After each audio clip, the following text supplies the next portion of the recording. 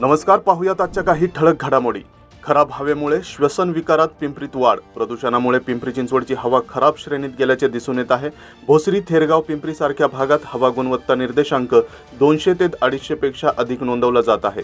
हवेची गुणवत्ता खराब श्रेणीत गेल्याने श्वसनाचे विकार असलेल्या रुग्णांना अनेक त्रासाला सामोरे जावं लागत आहे. मात्र हवा शुद्ध करण्यासाठी महापालिकेकडून विविध प्रयोग राबवले जात असतात. त्या यंत्रणा देखील फेल ठरू लागल्याचं दिसून येत आहे. पिंपरी चिंचवड शहरात वाढती वाहनांची संख्या, मोठ्या प्रमाणात होणारी बांधकामं, खराब रस्ते, नूतनीकरणाच्या नावाखाली सतत केले जाणारी खोदकामे तसेच कारखाने यांच्या वायू प्रदूषणामुळे पुन्हा शहरातील प्रदूषणाची पातळी वाढली आहे. पिंपरीत स्पा सेंटरवर छापा, 3 महिलांची सुटका. स्पा सेंटरच्या नावाखाली सुरू असलेल्या वेश्या व्यवसायावर अनैतिक मानवी वाहतूक प्रतिबंधक कक्षाने कारवाई करत काल 3 महिलांची सुटका केली. पिंपरी येथील सम्राट चौकातील रिच फील स्पा येथे हा प्रकार घडला. स्पा चालक मयूर मोहिते राहणार दिघी, स्पा मॅनेजर अक्षय महादेव सुतार वय 26 राहणार निगडी अशी गुन्हा दाखल झालेल्यांची नावं आहेत. हे दोघे महिलांना पैशाचे आमिष दाखवून त्यांच्याकडून वेश्या व्यवसाय करून घेत असत.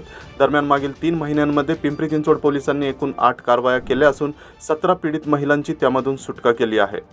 गॅस रिफिलिंग करणाऱ्या इस्माला भोसरीत अटक. मोठ्या घरगुती गॅस सिलेंडरमधून छोट्या टाक्यांमध्ये बेकायदेशीरपणे गॅस भरणाऱ्या एका व्यक्तीवर पोलिसांनी काल कारवाई केली. भोसरीतील हनुमान मंदिर परिसरातील राघव होम अप्लायन्स येथे हा प्रकार घडला. महेश माधवराव मोरे राहणार भोसरी असे गुन्हा दाखल झालेल्या आरोपीचे नाव आहे.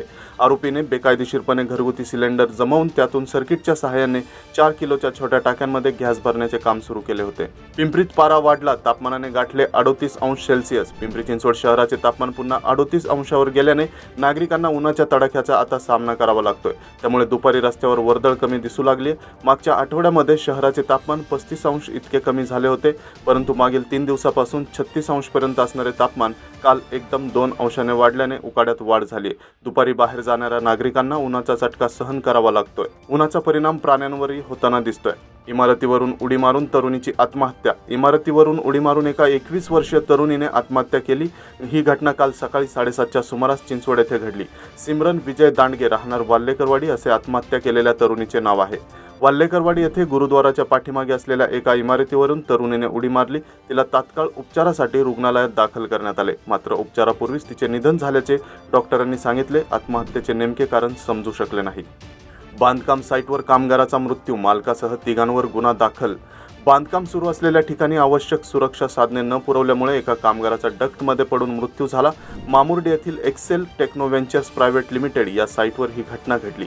फुलचंद्र चव्हाण राहणार पुनावळे असे मृत्यू झालेल्या कामगाराचे नाव आहे. पोलिसांनी या प्रकरणी गोकुळ कन्स्ट्रक्शनचे मालक राकेश गजरा, लेबर कॉन्ट्रॅक्टर आकाश देवेंद्र सोनपाळे आणि साईट सुपरवायझर देवेंद्र यादव यांच्या विरोधात गुन्हा दाखल केला आहे. शहरात श्रीरामनवमी उत्साहात साजरी. शहर आणि उपनगरातील विविध श्रीराम मंदिरांमध्ये काल सकाळपासूनच श्रीरामनवमी निमित्ताने श्रीराम जन्मोत्सव मोठ्या उत्साहात आणि भक्तिमय वातावरणात साजरा करण्यात आला. जय श्रीरामच्या जयघोषामुळे शहरातील मुख्य रस्ते तसेच प्रमुख राम मंदिरातील परिसर दुमदुमून गेला होता. पहाटेपासूनच विविध धार्मिक कार्यक्रमांसह आरोग्य शिबिर आणि रक्तदान शिबिराचे ठिकठिकाणी आयोजन करण्यात आले होते. अनेक मंदिरांमध्ये परंपरेनुसार सुंठवडा आणि प्रसादाचे वाटप करण्यात आले. मंदिरांमध्ये दुपारी 12:40 पाळणा हलताच श्रीराम नामाच्या झालेल्या एकत्रित जयघोषाने वातावरण राममय झाले. ढोल ताशांच्या गजरात आणि शंख निनादात प्रभू रामचंद्रांचे स्वागत करण्यात आले.